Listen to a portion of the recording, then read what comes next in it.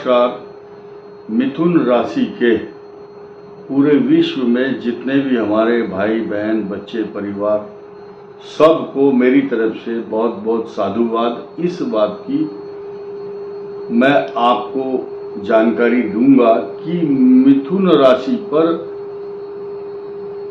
अगस्त के महीने में कुछ नए नए कार्यक्रम ग्रहों के कुछ बदल रहे हैं, कुछ परिवर्तन होंगे। आपको कौन सा ग्रह इफेक्ट करेगा और अब इस सूर्य के परिवर्तन का इस महीने क्या इफेक्ट होने वाला, साथ ही साथ इस महीने कौन कौन से विशेष परिवर्तन होंगे, पहले उनकी चर्चा कर लेते हैं। नंबर 1, सूर्य का परिवर्तन होगा। दूसरा बड़ा बदलाव है 26 अगस्त को मंगल का संचरण संक्रमण मिथुन राशि पे ही होगा। मिथुन पर मंगल आएगा। मिथुन पर मंगल आने से कुछ नए समीकरण बनेंगे। कई बातों में प्रमुख बदलाव की संभावना है, जैसे कि आपके खर्च, इनकम हाउस में शनि की दृष्टि से बाधा, तथा प्लस पॉइंट क्या है कि आपके तीसरे भाव में आपकी राशि का स्वामी शुक्र और बुध के साथ लक्ष्मी नारायण योग बनाएगा, तो लक्ष्मी का आगमन होगा आपके घर में, निश्चित है। और भाग्य भाव को समृद्ध, मजबूत, पल्लवित, पुष्पित, सिंचित, पोषित और प्रफुल्लित करने के लिए शनि देव आपके भाग्य को सुरक्षित करते हैं, परंतु इनकी दृष्टि एकादश भाव पर भी है। साथ ही साथ जब शनि की दृष्टि एकादश भाव में जाती है तो उस समय क्या होता है, राहु बीच में आड़े आ रहा है। एक 30 अंश की दूरी पर मात्र राहु का संचरण संक्रमण आपके केंद्र में चतुर्थ और दशम भाव में बना हुआ है। चतुर्थ भाव में आपकी माता को कष्ट, आपके घर में अगर कोई पालतू पशु है जैसे कि गाय, भैंस, बकरी, घोड़ा, खरगोश, कुत्ता, बंदर, जिसको आप पालते हैं उसके स्वास्थ्य को प्रभावित करने वाला ग्रह केतु बैठा, यानी कि माता, मित्र, मकान, सवारी, पशु। तो सवारी और जमीन को, मकान को तो इन्फेक्शन नहीं होता, लेकिन भूमि से संबंधित जुड़े हुए विवाद या आपका कोई कंस्ट्रक्शन का काम, छोटा मोटा, टाइल्स लग रही है, बाथरूम बदलना, दीवार बनानी, नाली, आपको ड्रेनेज सिस्टम ठीक करना, इस प्रकार के छोटे मोटे काम तथा निर्माण कार्य की संभावना, सीमेंट, टाइल्स, सरिया, बिल्डिंग मटेरियल के काम, सीमेंट के काम, ये थोड़े चलते रह सकते हैं। कारण क्या है, मिथुन राशि वालों की जिनकी इस समय शनि की महादशा चल रही है या बुध की महादशा चल रही है अथवा शुक्र की महादशा है, इनके सुख, समृद्धि, मान सम्मान, तरक्की, पैसा, जायदाद, प्रॉपर्टी का लाभ तो होगा, लेकिन कुछ मिथुन राशि वाले जिनकी कुंडली में द्वादश भाव का स्वामी शुक्र होगा तो वो विदेश जा रहे हैं। द्वादश भाव का स्वामी किसका होगा? वृश्चिक लग्न मिथुन राशि और मिथुन लग्न मिथुन राशि। बाकी तो सबकी दशाएं अलग अलग चलती हैं, एक एक का वर्णन करना मुश्किल है, वीडियो बहुत लंबा हो जाता है, इतना लंबा कोई सुन नहीं पाता।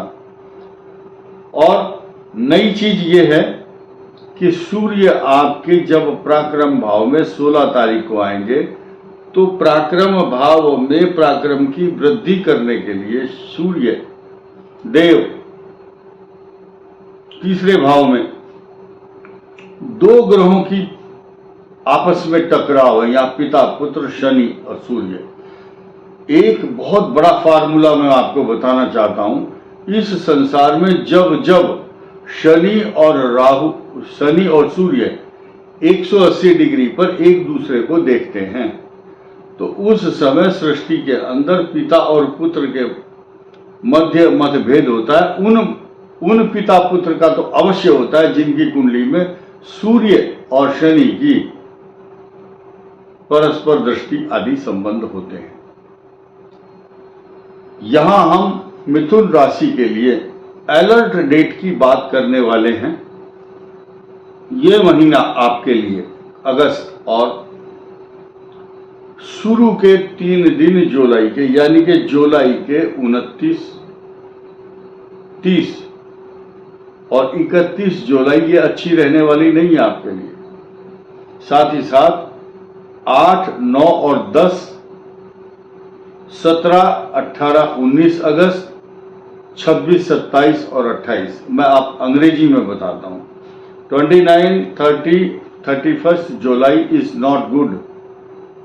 8, 9, 10 अगस्त, 17, 18, 19 अगस्त, 26, 27, 28 अगस्त अनुकूल नहीं है, पॉजिटिव नहीं है, अलर्ट डेट है ये। इनमें आपको लड़ाई झगड़ा नहीं करना और बहुत बड़ा एक्सपेंडिचर नहीं करना है पैसे का। आपके खर्च बहुत एक्स्ट्रा ऑर्डिनरी होंगे क्योंकि मंगल आपकी राशि से 12th हाउस में चल रहा है, अनकंट्रोल्ड बजट। इसलिए अपने खर्चों पर नियंत्रण रखना बहुत आवश्यक है। अब नए नए समीकरण, यानी कि जॉब को लेकर के जो बच्चे परेशान हैं उनको जॉब से संबंधित परेशानी, कॉन्ट्रैक्चुअल बेस पर नौकरी जिनकी चल रही है उसमें परिवर्तन की संभावना। 90% लोगों की अपेक्षाएं रहती है कि सरकारी नौकरी मिल जाए, लेकिन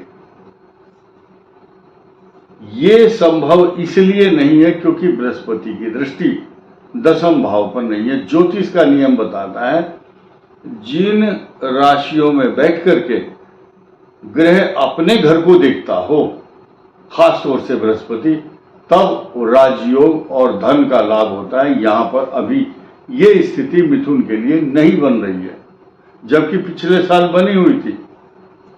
और नई बात क्या है कि बृहस्पति की अपनी राशि पर दृष्टि कब होती है?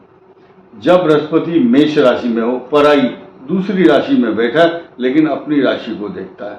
मेष राशि में बैठने के बाद अपनी अपनी आप कुंडली चेक कर सकते हैं। दूसरी बात, मिथुन राशि में जब बृहस्पति होता है तो वह अपनी राशि को पूर्ण दृष्टि से देखता है, मूल त्रिकोण राशि धनु को।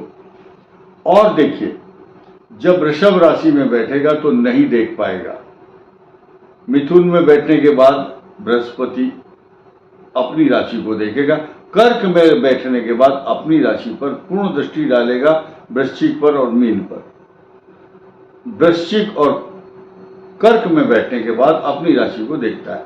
और धनु राशि में बैठने के बाद, यानी कि अपनी धनु पर स्वयं बैठता है तो सकारात्मक परिणाम देगा, लेकिन निर्भर करता है कहाँ बैठा है।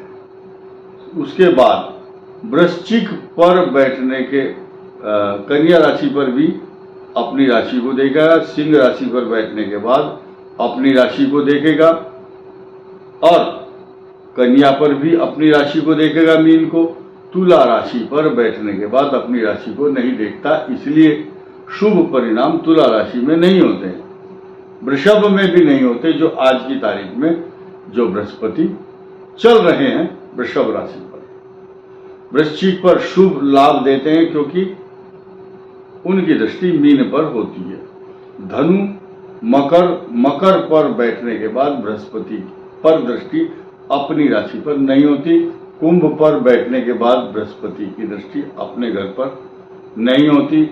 मीन पर बैठने का मतलब है स्वगृही।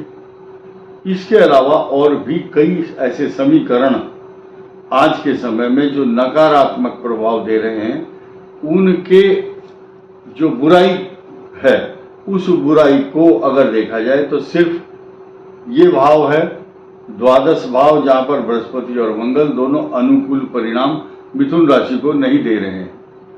चतुर्थ केतु का प्रभाव अच्छा नहीं है। अब अच्छा है तो किसका है?